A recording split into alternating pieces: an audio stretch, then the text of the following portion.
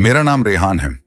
मैं वह बदनसीब लड़का था जिसके माता पिता छोटी सी उम्र में ही उसे कचरे के ढेर पर फेंक कर चले गए थे। मुझे कचरे के ढेर से एक मेहरबान आदमी ने उठाया था। मैं 5 साल तक उसके पास रहा। जब मैं 6 साल का हुआ तो उसने मुझे मेरी सालगिरह का तोहफा देने के बजाय मुझे यतीम खाने में छोड़ दिया और खुद हमेशा हमेशा के लिए दूसरे देश चला गया। मैं आज तक नहीं समझ सका था कि उस आदमी ने मुझे क्यों छोड़ा। मैं तो उसे बाबा कहकर पुकारने लगा था। 18 साल तक मैं उस यतीम खाने में रहा। मैं बहुत चुपचाप रहता था और अपने काम से काम रखता था, लेकिन वहां पर मौजूद लड़कों से यह भी बर्दाश्त नहीं होता था। जब मैं 18 साल का था तो वहां पर एक लड़के से मेरी लड़ाई हो गई। अपने आप को बचाने के लिए मैंने उसे धक्का दिया था। वह जमीन पर गिर गया था और उसका सर फट गया था। इस तरह से मुझे यतीम खाने से निकाल दिया गया। उस वक्त मेरी जेब में कुछ ही पैसे थे जो मैंने कपड़े सिलकर कमाए थे। मुझे पढ़ाई का कोई खास शौक नहीं था और न ही मेरे दिमाग में कुछ जाता था। इसी वजह से मैंने कपड़े सिलने का हुनर सीख लिया था, जो मेरे लिए काफी था। उस रात मैं एक बस में बैठा।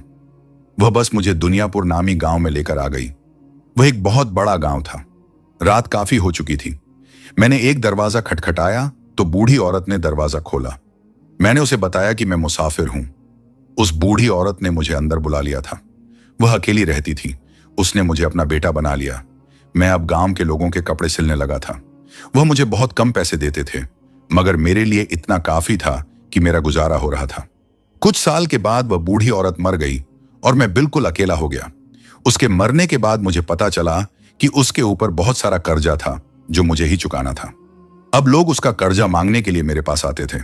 मैंने ज्यादा मेहनत शुरू कर दी थी। उस रात भी मैं किराए की दुकान पर बैठा कपड़े सिल रहा था जब अचानक ही मुझे एक बिल्ली के रोने की आवाज सुनाई दी। मैं हैरान रह गया। जब मैंने नजरें उठाकर देखा तो सामने एक जख्मी बिल्ली जमीन पर दर्द से बिलबिला रही थी। मैं तेजी से भागता हुआ उसके पास गया। मैं बिल्ली को हाथ लगाने ही लगा था कि उसने मुझे जोर से पंजा मारा। मेरे हाथ पर जख्म हो गया था।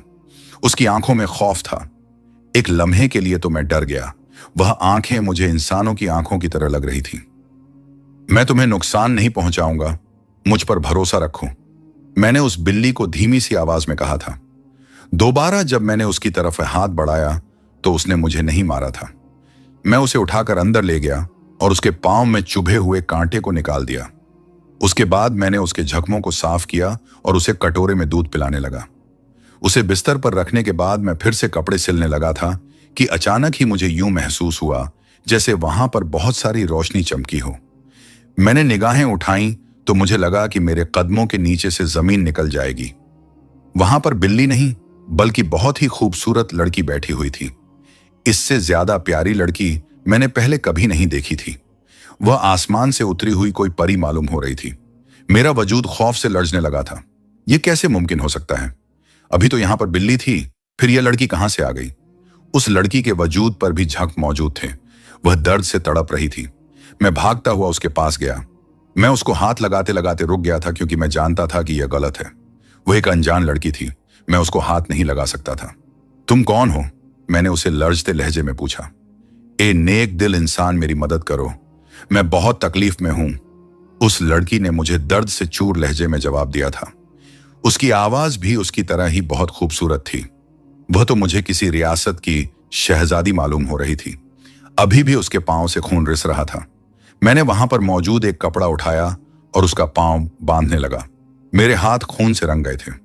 मेरा वजूद अभी भी खौफ से लर्ज रहा था क्योंकि सामने मौजूद लड़की कोई मामूली इंसान नहीं थी, बल्कि वह तो कोई और ही मखलूकत थी। यह ख्याल आते ही मेरा दिल खौफ से भर गया था। डरो नहीं, मैं तुम्हें कोई नुकसान नहीं पहुंचाऊंगी। मैं तो खुद बहुत बेबस हूं। मुझे तो खुद तुम्हारी मदद की जरूरत है। यह सुनकर मैंने बेसाख्ता खौफ से थूक निकला। तुम कौन हो? मैंने उसे फिर यह सवाल किया था। अभी ठीक वक्त नहीं है, मैं तुम्हें इस बारे में बाद में बताऊंगी। यह कहकर वह पीछे की तरफ टेक लगाकर लेट गई थी। बाहर से मुझे लोगों की बातें करने की आवाज सुनाई दी तो मैं जल्दी से दरवाजे की तरफ बढ़ गया। गांव के कुछ लोग मेरी दुकान पर आ रहे थे। इससे पहले कि मैं दुकान बंद करता, एक आदमी ने दरवाजे में अपना पांव रख दिया। हाँ तो रेहान भाई, कहां तक पहुंचे हैं मेरे कपड़े? उसने मुंह से जोशपूर्ण लहजे में सवाल किया था। 2 दिनों के बाद उसकी शादी थी और 2 दिन के अंदर मुझे 7 जोड़े सिलने थे, जो कि एक बहुत ही मुश्किल काम था। अगर मैं यह जोड़े उसे वक्त पर न देता तो वह मुझे पैसे अदा न करता। मुझे दिन रात एक करना था और अभी वह अपने कपड़ों के बारे में पूछने के लिए मेरे पास आया था। मैंने उसे मुस्कुराते हुए कहा कि सब ठीक चल रहा है, अभी मैं आपके ही कपड़े सिल रहा हूं। यह कहकर मैंने दुकान तेजी से बंद कर दी थी, कहीं ऐसा ना हो वह मेरी दुकान के अंदर दाखिल हो जाए। मैंने पलट कर देखा तो वह लड़की अभी भी वहीं पर ही मौजूद थी। सफेद चांद जैसा रंग जो हाथ लगाने से मैला होता था और खूबसूरत नक्श। उसके होंठों से हल्की सी सनसक निकली। तकलीफ के मारे उसका बुरा हाल था। तुम्हारा यह हाल किसने किया है? मैंने उससे पूछा। तुम्हारी दुनिया के जालिम लोगों ने, उसने गुस्से से दांत पीसते हुए जवाब दिया था। यूं लग रहा था जैसे उसकी आंखों में शोले लपक रहे हों। वह एकाएक ही बहुत गुस्से में आ गई थी। उसका चेहरा लाल अनारी हो गया था। मुझे इस दुनिया में नहीं आना चाहिए था, मुझे अपने बाबा की बात माननी चाहिए थी। यह कहकर उसने आंखें बंद कर ली थी। उसकी आंखों से आंसू बहने लगे थे। तुम फिक्र मत करो, तुम यहां पर महफूज हो, मैंने उसे तसल्ली दी। अभी तक मैं नहीं जानता था कि वह कौन है। कहीं वह कोई जादूगरनी तो नहीं? मैंने अपने आप से पूछा। उसको वहां पर लिटाकर मैं फिर से कपड़े सिलने लगा था, मगर मेरा ध्यान बार बार भटक कर उसकी तरफ जा रहा था, क्योंकि वह पसंदीदा नजरों से मेरे चेहरे की तरफ देख रही थी। तुमने मेरी मदद क्यों की है लड़के? उसने कांपते हुए लहजे में मुझसे पूछा। मैंने इंसानियत के नाते तुम्हारी मदद की है। तुम यह भी नहीं जानते मैं कौन हूं? हाँ, मुझे मालूम नहीं है, मगर मैं इतना जानता हूं कि तुम एहसान फरामोशी नहीं करोगी। यानी तुम चाहते हो कि मैं तुम्हें तुम्हारे एहसान का बदला दूं? वह अजीब से अंदाज में मुस्कुराते हुए बोली थी। उसकी आंखें बहुत खूबसूरत थीं, झील की तरह गहरी थीं। उसके लंबे काले रंग के बाल उसके वजूद को छुपाए हुए थे और उसके होंठ गुलाब की पंखुड़ी की तरह थे। मैंने अपने आप को उसके हुस्न में डूबता पाया था। अचानक ही उसकी आवाज गूंजी तो मैं जल्दी से होश की दुनिया में आया। अब वह बहकी बहकी नजरों से मेरे चेहरे की तरफ देख रही थी।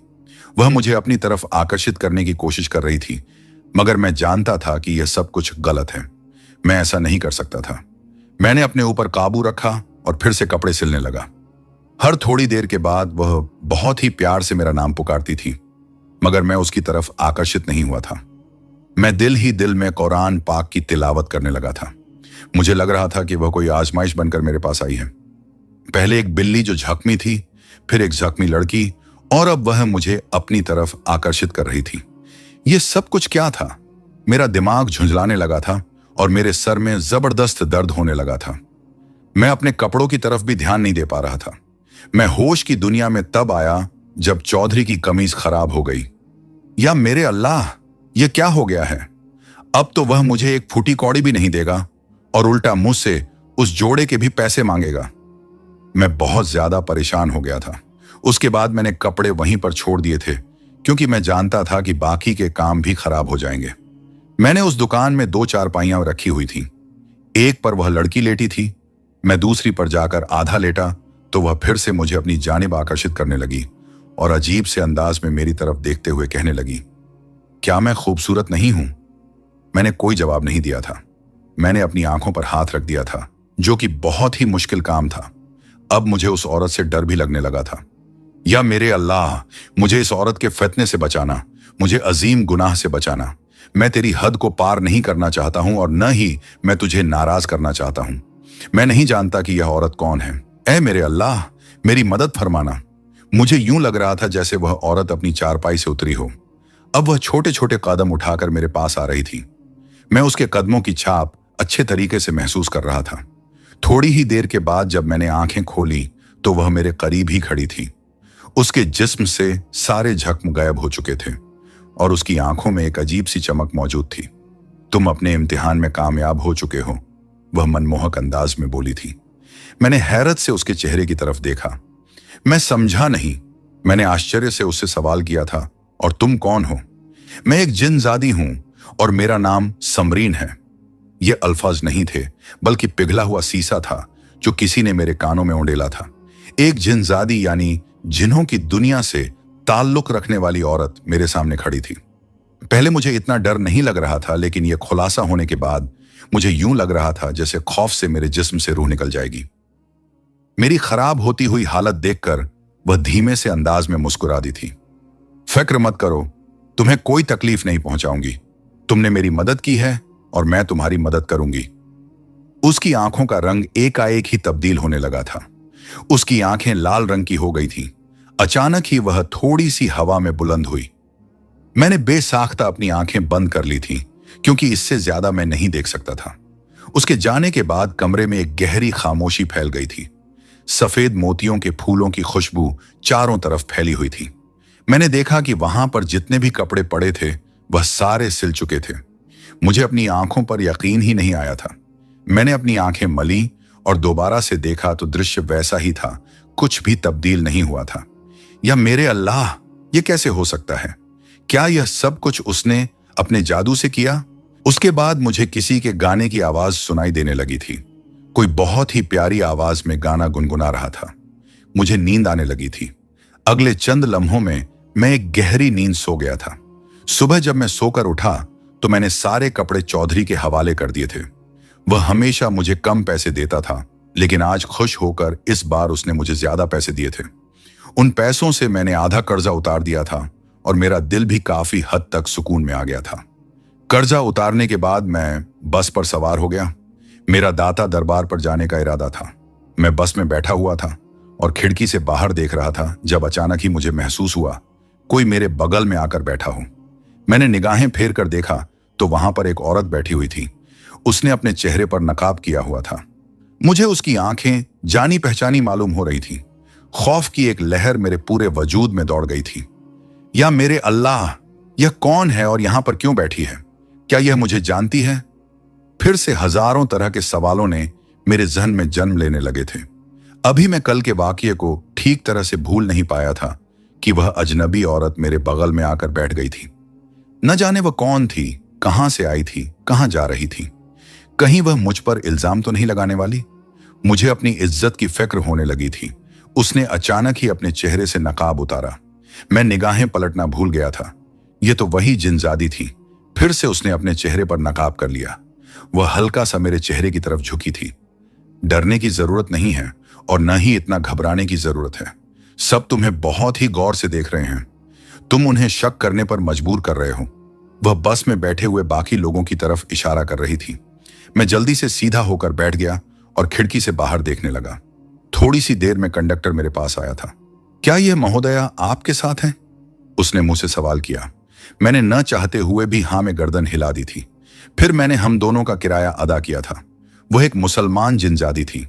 वह मेरे साथ दाता दरबार जाना चाहती थी। मैं अब उसे इनकार नहीं कर सका था और न ही अब मुझे उससे डर लग रहा था।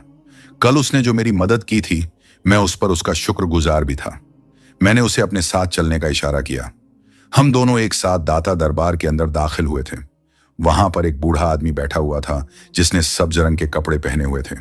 वह नेक बुजुर्ग मालूम हो रहा था। मुझे देखकर उसने चीखना चिल्लाना शुरू कर दिया। छोड़ दो इसे, छोड़ दो, वरना सारी उम्र के लिए रोते रहोगे। ये तुम्हारा सुकून छीन लेगी, तुम्हारा करार छीन लेगी। वह जिनजादी एकाएक ही घबरा गई थी। मैं खुद परेशान हो गया था। अचानक ही वह जिनजादी वहां से गायब हो गई। मैं चलता हुआ उस बुजुर्ग के पास गया। वह भी अब तस्बीह पढ़ने में मशगूल हो गया था। मैंने उससे पूछा कि आप किस बारे में बात कर रहे थे? उसने मुझे कोई जवाब नहीं दिया था। जब मैं उसके पास से जाने लगा तब उसने अचानक ही मेरा हाथ पकड़ लिया। उसके करीब मत जाना, उसके साथ ताल्लुक मत बनाना। पछताते रहोगे, रोते रहोगे, सारी जिंदगी के लिए अकेले रह जाओगे। उसकी आंखों में आंसू ठहरे हुए थे। वह बहुत तकलीफ में मालूम हो रहा था। मुझे पता था कि वह मेरे साथ आई हुई उस जिनजादी के बारे में बातें कर रहा था। मैं उसकी बातों को गंभीरता से ले लेता अगर वहां पर बैठे हुए लोग मुझे यह न बताते कि वह पागल है। एक औरत चलती हुई मेरे पास आई थी। अरे बेटा, इस आदमी की बातों पर यकीन न करो, ये तो पागल है, हर वक्त ही कुछ न कुछ बोलता रहता है। मैंने दोबारा से उस आदमी पर नजर डाली तो वह गहरी आंखों से मेरी तरफ देख रहा था। उसकी आंखों में एक अजीब सी चमक मौजूद थी। मेरा दिल लर्ज गया था। न जाने क्यों मुझे ऐसा लगने लगा था कि वह पागल नहीं है। वह किसी न किसी हद तक बिल्कुल ठीक कह रहा है। शायद वह खुद इसे सब से गुजर चुका है। दाता दरबार पर सलाम करने के बाद मैं बाहर आ गया। मैं सीढ़ियों पर जाकर बैठ गया था और अपनी आने वाली जिंदगी के बारे में सोचने लगा था। न जाने मेरे नसीब में क्या लिखा हुआ था। जिंदगी के 24 साल गुजर गए थे, लेकिन अभी तक मैंने शादी नहीं की थी और न ही मैंने कभी किसी लड़की की जात में दिलचस्पी ली थी, क्योंकि मेरे हालात मुझे इजाजत ही नहीं देते थे। बड़ी मुश्किल से खर्चा पूरा होता था और जो बाकी पैसे होते थे वह कर्जे के पैसों में निकल जाते थे। मुझे अच्छी तरह से याद नहीं था कि आखिरी बार मैंने कब नया जोड़ा बनाया था। मेरे जितने भी कपड़े थे वह सारे पुराने हो गए थे। गांव के लोग मेरा मजाक बनाते थे, अक्सर मेरा दिल भी दुखाते थे। पहले तो मुझे तकलीफ होती थी, मगर फिर मुझे आदत हो गई थी। मैंने कभी भी अपने लिए कुछ न किया था। उस वक्त मुझे अपने अम्मा अब्बा की बहुत ज्यादा याद आ रही थी, जिन्होंने मुझे कचरे के ढेर पर फेंका था, और उस नेक इंसान की भी याद आ रही थी जिसने मुझे 5 साल तक अपने पास रखा था और फिर छोड़कर चला गया था। मेरी आंखों में आंसू आ गए थे। मैंने अपना चेहरा दोनों हाथों में गिराया और फूट फूट कर रोने लगा। मुझे आज वहां पर बैठे हुए लोगों की परवाह नहीं थी और न ही मुझे इस चीज की फिक्र थी कि लोग मुझे देखकर क्या कहेंगे, क्योंकि हमारे समाज में अक्सर ही ऐसा होता है।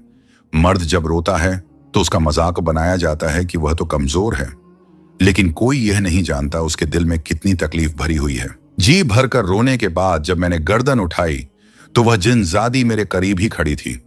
उसने मेरे कंधे पर हाथ रखा था और मुझे तसल्ली देते हुए कहा था, फिक्र मत करो, सब कुछ ठीक हो जाएगा। मुझे अपने अम्मा अब्बा की बहुत याद आती है। बचपन से ही मैं उनके प्यार को तरस रहा हूं। मैंने अपने आंसू बेदर्दी से साफ करते हुए कहा था, फिक्र मत करो, तुम बहुत जल्द उनसे मिलोगे। उसके लहजे में यकीन था। क्या तुम मुझे मेरे माता पिता से मिलवा सकती हो? मैंने उसे जोश में आकर सवाल किया तो उसने मायूसी से नकार में गर्दन हिला दी थी।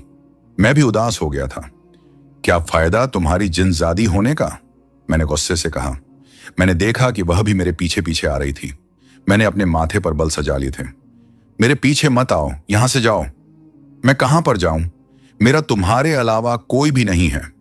उसने मुझे मासूमियत से जवाब दिया था, तुम जहां से आई हो वहां पर वापस चली जाओ। मैं नहीं जा सकती, अब मेरे लिए वापस जाना नामुमकिन है। उसके लहजे में एक अजीब सी बेचैनी थी जिसे मैं समझ नहीं पाया था। मैंने उसके चेहरे से निगाहें हटा ली थी। मैंने उसे कहा कि मेरा पीछा करना बंद करो। तुमने मुझ पर एहसान किया है और मैं हर हाल में तुम्हारे एहसान का बदला उतारूंगी। यह कहकर वह मेरे साथ साथ चलने लगी थी। मैंने अब उसे कुछ भी नहीं कहा था। पहले की तरह वह मेरे साथ बस पर सवार हुई। अपने गांव में उतरकर अब मुझे डर लगने लगा था, क्योंकि अगर लोग मुझे उसके साथ देख लेते तो बातें बनाते। मैंने जब यही उसे बताया तो वह मुस्कुराते हुए बोली, तुम हुक्म करो, अगर तुम चाहोगे तो कोई भी मुझे नहीं देख पाएगा। उसके लहजे में प्यार मौजूद था। मैं बस उसको घूर कर रह गया था। जब मैं अपने घर पहुंचा, कपड़े बदलने के लिए जब मैंने अलमारी खोली तो वहां पर कीमती सूट सलीके से रखे थे और सभी प्रेस किए हुए थे। इसके अलावा हर जोड़े के साथ कीमती जूते भी मौजूद थे। मेरे कमरे का नक्शा ही बदला हुआ था। अब वहां पर पुराना पलंग नहीं था, बल्कि कीमती फर्नीचर रखा गया था। यह सब कुछ कैसे हुआ है? क्या यह तुमने किया है? उसने तेजी से हाँ में गर्दन हिला दी थी। हाँ, यह मैंने किया है। यह तुम्हारे लिए मेरी तरफ से एक छोटा सा तोहफा है। मैंने उसे कहा, मुझे इस सब की जरूरत नहीं है। मैं मेहनत से कमाना चाहता हूं। मुझे मुफ्त खौरी की आदत न डालो। मुझे कमाने का बहुत शौकन है। तो वह गंभीरता से बोली, तुमने न सिर्फ मेरी मदद की है, बल्कि इसके साथ साथ मौका होने के बावजूद भी तुमने मेरी इज्जत पर हाथ नहीं डाला। तुम वाकई में एक काबिल एतबार और दिल के अच्छे हो। इसी वजह से मैंने तुम्हें यह छोटा सा तोहफा दिया है। जब मैंने तकिया उठाया तो नीचे भी एक पोटली मौजूद थी। वह सोने से भरी हुई थी। मेरी आंखें हैरत से फैल गई थीं। समरीन वहां से चली गई थी। न जाने वह कहां गई, मुझे कुछ भी अंदाजा नहीं था। मैं वह पोटली हाथ में लेकर बैठ गया था। अचानक ही दाता दरबार में मिलने वाला वह बुजुर्ग मुझे याद आ गया था, जिसने उस जिनजादी को देखकर मुझे खबरदार किया था कि उससे दूर हो जाओ, उसके पास मत जाना। वह ये बातें क्यों कह रहा था? क्या वह वाकई में पागल था? मैं बेड पर बैठा इसी बारे में ही सोच रहा था और फिर मुझे नींद का एहसास सताने लगा। सफर करने की वजह से मैं बहुत ज्यादा थक गया था। सुबह जब मैं सोकर उठा तो मुझे किचन से मजेदार खाने की खुशबू आ रही थी। वह खुशबू पूरे मोहल्ले में फैली हुई थी। बगल वालों की आंटी ने दीवार से झांका था और मुंह से पूछा था, भाई रेहान, आज ऐसा क्या पका रहे हो कि खुशबू हर तरफ फैली हुई है? मैंने उन्हें कोई जवाब नहीं दिया और खामोशी से रसोई में आ गया। वह जिनजादी चूल्हे के पास बैठी हुई थी। और मेरे लिए अपने हाथों से परांठे बना रही थी। मुझे देखकर वह भी धीमे से अंदाज में मुस्कुरा दी। उसने मुझे बैठने का इशारा किया था। मुझे उस बूढ़ी औरत की याद आने लगी थी। वह भी अक्सर मुझे इसी तरह से ही परांठे बनाकर खिलाती थी। मैं चुपचाप स्टूल घसीटकर उसके करीब ही बैठ गया था। पहला परांठा उसने उतारा। उसके साथ ही चिकन का सालन उसने मेरे हवाले किया था। वहां पर बिरयानी और अन्य सामग्रियां भी मौजूद थे, मगर मैं इतना सब कुछ नाश्ते में नहीं खा सकता था। खाना बहुत ही लजीज और हल्का फुल्का सा था। मैंने पेट भरकर खाया था। इन 25 सालों में पहली बार मुझे खाने का मजा आया था। वह सवालिया अंदाज में मेरी तरफ देखने लगी और मासूमियत से पूछने लगी कि खाना कैसा था। मैंने उसकी तारीफ की तो वह छोटे बच्चों की तरह खुश होने लगी थी। अब मैं तुम्हारे लिए तीनों वक्त का खाना बनाया करूंगी। अब मैं तुम्हारी जिंदगी में आ गई हूं तो तुम्हें किसी भी चीज के लिए परेशान होने की जरूरत नहीं है। उसने न सिर्फ सुबह का नाश्ता बनाया था, बल्कि दोपहर का खाना भी उसी ने बनाया था। मैं जब घर वापस आया तो दस्तरख्वान सजा हुआ था और वह जिनजादी थोड़े ही फौसले पर बैठी सवालिया अंदाज में मेरे चेहरे की तरफ देख रही थी। मैंने उसे पहले तार पर अपने धुले हुए कपड़े भी देखे थे, जो यकीनन उसने सुखाने के लिए डाले थे। वह अब मेरे सारे काम अपने हाथों से करने लगी थी। कभी कभार तो मैं शर्मिंदा हो जाता था। मैं उसको मना करता था, मगर वह मेरी कोई भी बात नहीं सुनती थी और कहती थी कि यह तो मेरा फर्ज है। मैं जो कुछ भी कर रही हूं अपनी खुशी से और अपनी मर्जी से कर रही हूं। यह उस एहसान का बदला है जो तुमने मुझ पर किया था। मैं हर बार की तरह चुप हो जाता था। अब मेरी दुकान बहुत ज्यादा चमकाने लगी थी। वहां पर गांव के लोगों के अलावा अजनबी लोग भी आते थे। ऐसे ऐसे लोग जिनको मैंने पहले कभी भी नहीं देखा था। वह बहुत ही खूबसूरत होते थे। उन लोगों ने कीमती लिबास पहना होता था और जो कपड़े वह मुझे देकर जाते थे वह मेरे अलावा किसी और को नजर ही नहीं आते थे। एक दिन मैं उसी अजीब और गरीब आदमी का जोड़ा सिल रहा था जब गांव का आदमी मेरी दुकान में दाखिल हुआ।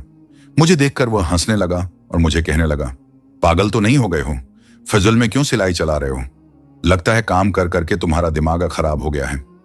मैं उसकी बात सुनकर हैरान था, क्योंकि मैं तो कपड़ा ही सिल रहा था। फिर उसने ऐसी बात क्यों की थी? मैंने उसे कहा कि पागल मैं नहीं, बल्कि पागल तुम हो गए हो। देखो तो ये लाल रंग का कपड़ा है जो मैं सिल रहा हूं। जाओ जाकर अपनी नींद पूरी करो। यह कहकर वह तेजी से वहां से चला गया था। उसके बाद एक और लड़का भी आया था। उसने भी मेरा मजाक बनाया था। उस वक्त मुझे पता चला कि वह लोग सच कह रहे थे। वह कपड़ा उनको दिखाई नहीं दे रहा था, वह सिर्फ मुझे ही दिखाई देता था। शाम के वक्त जब वह अजीब और गरीब आदमी अपना जोड़ा लेने के लिए आया तो उसने एक छोटी सी पोटली मेरे हवाले कर दी थी। मैं जानता था कि उस पोटली में हीरे जवाहरात होंगे और तभी मुझ पर यह राज प्रकट हो गया था कि वह शख्स एक जिनजादा था जो जिन्हों की दुनिया से मेरे पास कपड़े सिलाई करवाने के लिए आया था। उसे मेरे हाथों के सिले हुए कपड़े बहुत पसंद होते। सिर्फ मर्द ही नहीं बल्कि औरतें भी अपने कपड़े लेकर आती थीं, और यह सब कुछ उस जिनजादी की वजह से हो रहा था। मैं जो 2 वक्त का खाना खाने के लिए तरसता था और हर वक्त कर्जे की फिक्र में डूबा रहता था, मुझ पर अल्लाह ताला ने एकाएक ही करम कर दिया था। कोहे काफ पहाड़ से बहुत खूबसूरत जिनजादियां भी मेरी दुकान पर आती थीं, मगर मैंने कभी भी उन्हें निगाहें उठाकर नहीं देखा था।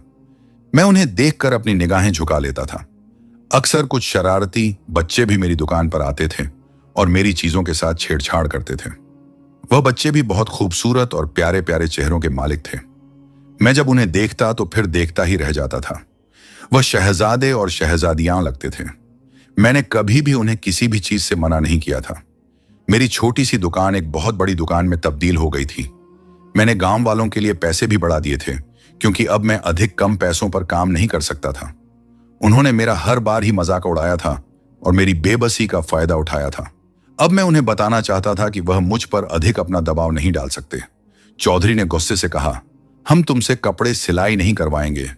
मैंने भी कह दिया कि जिससे कपड़े सिलाई करवाने हैं करवाओ, मैं अपनी मेहनत का कम सिला नहीं लूंगा। पहले भी तुमने मेरा इस्तेमाल किया है, लेकिन अब और ज्यादा नहीं। वह हैरत से मेरे चेहरे की तरफ देखने लगा, क्योंकि पहले जब भी वह यह बात करता था तो मैं परेशान हो जाता था। मैं उसकी मिन्नतें करने लगता था और उससे माफिया मांगने लगता था कि सरकार, मुझसे गलती हो गई है, दोबारा मैं यह बात नहीं करूंगा। और अब मैं उसकी आंखों में आंखें डालकर उसे दूसरों के पास जाने के लिए कह रहा था। तुम्हारे कुछ ज्यादा ही पर निकल आए हैं, चौधरी ने मुझे घूरते हुए कहा। मगर मुझे कोई फर्क नहीं पड़ रहा था, क्योंकि मैं जानता था कि रोजी देने वाली जात अल्लाह ताला की है। इसी वजह से मुझे इंसानों से अधिक डरने की जरूरत ही नहीं है। शाम के वक्त वह अपने कुछ आदमियों को लेकर मेरी दुकान पर आ गया था। मैंने बेसाख्ता खौफ से थूक निकला था, मगर इतनी आसानी से मैं भी उसके सामने झुकने के लिए तैयार नहीं था। यहां की सारी चीजें उठाओ और इसकी मशीन भी तोड़ दो, चौधरी ने अपने आदमियों को हुक्म दिया था। उसके आदमियों ने मेरी मशीन उठा ली थी। उन्होंने वह मशीन जोर से जमीन पर फेंकी, मगर वह मशीन हवा में ही रुक गई थी। चौधरी और उसके आदमी हैरान रह गए थे। यह क्या है? कहीं तू कोई जादू तो नहीं कर रहा? इसी वजह से ही तेरे घर के हालात बेहतर हो गए हैं। मुझे तो पहले ही तुझ पर शक था। इससे पहले कि वह अधिक कुछ कहता, किसी ने जोर से उसके चेहरे पर थप्पड़ मारा था।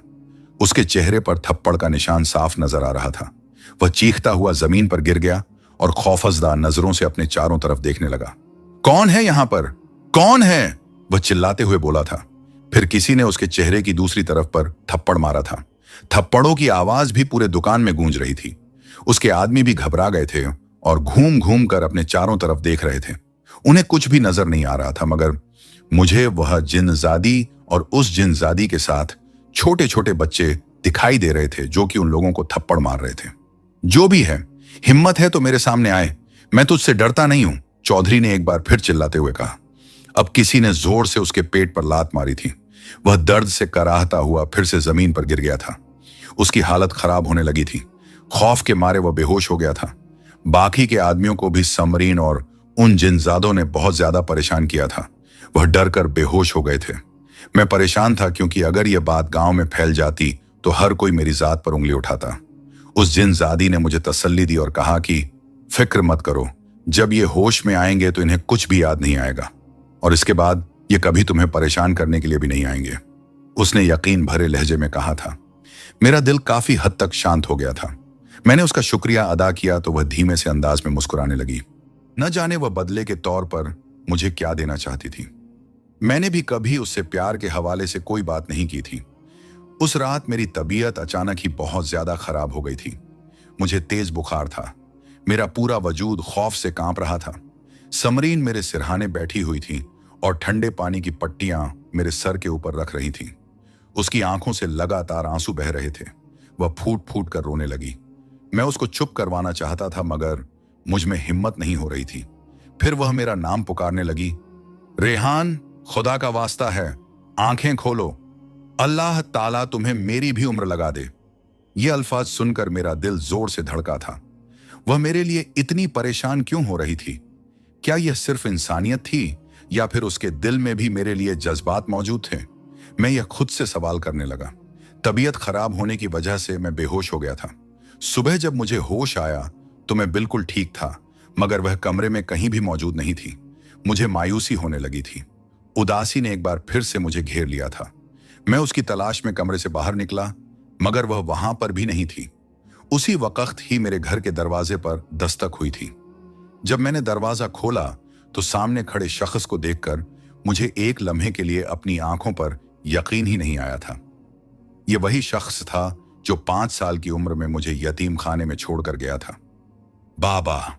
मेरे होंठ खामोशी से फड़फड़ाए थे। उसकी आंखों में भी आंसू फैले हुए थे। अगले ही लम्हे वह मेरे गले लग गया। उस शख्स की शक्ल तब्दील नहीं हुई थी। उसके चेहरे के नक्श पहले की तरह ही थे। मैं उसके गले लगकर जोर जोर से रोने लगा था। मेरा दर्द कम होने का नाम ही नहीं ले रहा था। 19 सालों के बाद मैं उस शख्स से मिल रहा था जिसने बेदर्दी से मुझे यतीम खाने में फेंक दिया था। आखिर क्यों? आखिर मेरा जुर्म क्या था? मैंने उससे ढेर सारी शिकायतें की तो वह मेरा हाथ पकड़कर मुझसे माफी मांगते हुए बोला कि वह मजबूर हो गया था। जिस औरत से उसने शादी करनी थी, वह औरत मुझे कबूल करने के लिए तैयार ही नहीं थी। इसकी सजा उसे इस सूरत में मिली कि वह निसंतान ही रहा। उसके घर में कभी भी औलाद नहीं हुई। फिर बाद में वह मुझे ढूंढता हुआ आया था, मगर उस वक्त मैं यतीम खाने से निकल गया था। पिछले 6 सालों से वह मुझे लगातार तलाश कर रहा था और आज उसे मैं मिल गया था। मैं उसके गले लगकर काफी देर तक खड़ा उसकी खुशबू को महसूस करता रहा था। वह मेरा सगा बाप तो नहीं था, मगर यह वह इंसान था जिसने 5 साल तक मुझे अपनी गोद में बिठाए रखा था। 5 साल तक उसने मुझे जमाने की धूप से बचाया था। यह अलग बात थी कि बाद में उसने मुझे उसी जमाने की ठोकरों पर फेंक दिया था। मैंने उसे बताया कि कैसे मैंने तकलीफ में जिंदगी गुजारी है, कैसे मैंने लोगों के तानों को बर्दाश्त किया है। तो वह मुझे कहने लगा कि अब तुम्हारे लिए मेरे पास एक तोहफा है, पता नहीं यह तोहफा तुम्हें पसंद आएगा या नहीं। मैं हैरान था। वह मुझे एक पुराने से घर में लेकर गया था। 2 बूढ़ा बूढ़ी उस घर में बैठे हुए थे। मेरा दिल जोर जोर से धड़कने लगा था, क्योंकि मुझे अंदाजा हो गया था कि वह मुझे कहां पर लाया है। वह मेरे सगे माता पिता थे। उस दिन मुझ पर यह राज जाहिर हुआ था कि मुझे कचरे के ढेर पर उन्होंने नहीं फेंका था, बल्कि मेरी बुआ ने फेंका था। उसकी मेरी मां से दुश्मनी थी और अपनी दुश्मनी निकालने के लिए उसने मुझे मेरी मां से छीन लिया था। मेरी बुआ की वजह से न सिर्फ मेरी बल्कि मेरे माता पिता की जिंदगियां भी बर्बाद हो गई थी। मेरी 2 बहनें भी थीं जिनकी शादी के फौरन बाद ही तलाकन हो गई थी। वह भी अम्मा अब्बा के घर की दहलीज पर ही बैठी हुई थी। मैंने उस नेक आदमी का शुक्रिया अदा किया था। मैंने उसके साथ जाने से इनकार कर दिया था, क्योंकि मैं अपनी बाकी की जिंदगी अपने सगे माता पिता के साथ गुजारना चाहता था। उनको मेरी ज्यादा जरूरत थी। उस आदमी ने मुझसे गुजारिश की थी कि मैं उसके कारोबार को संभालूं। मैंने उसे सोचने के लिए वक्त मांगा था। अपने घर में आने के बाद मैं अपने सारे दुखों को भूल गया था। अपनी बहनों के पास बैठकर मैं घंटों तक उनसे बातें करता रहा था। मैं अपनी मां की गोद में सर रखकर भी लेटा रहा था और अपने बाबा के मोहब्बत भरे हाथ को भी अपने सर पर महसूस करके शांत हो गया था। रात को जब मैं सोने के लिए लेटा तो उस जिनजादी का चेहरा फिर से मेरी नजरों के सामने घूमने लगा। मैंने उसका नाम 3 बार पुकारा। वह मेरे सामने हाजिर हो गई थी, मगर उसकी आंखें आंसुओं से भीगी हुई थीं और वह काफी कमजोर मालूम हो रही थी। क्या हुआ है? तुम ठीक तो हो? मैंने उससे बेचैनी से सवाल किया तो वह कहने लगी, मैं बिल्कुल ठीक हूं, मुझे क्या होना है? मुझे खुशी हो रही है कि तुम खुश हो गए हो। ये सब कुछ उस जिनजादी ने किया था। इसके लिए मैं उसका बहुत ही शुक्रगुजार था और मैंने उसका कई बार शुक्रिया अदा भी किया था। मैंने अपने एहसान का बदला चुका दिया है, यह कहकर उसने बेदर्दी से अपने आंसू साफ किए थे। हां, तुमने चुका दिया है। अब मेरा यहां पर रहने का कोई मकसद नहीं बचा है, यह कहकर उसने अपनी गर्दन झुका ली थी। कुछ आंसू उसकी आंखों से टूटकर नीचे फर्श पर गिरे थे। उसके आंसू मुझे तकलीफ दे रहे थे। मैंने कभी भी उसे रोते हुए नहीं देखा था। मैं छोटे छोटे कदम उठाता हुआ उसके पास गया। तुम रो क्यों रही हो?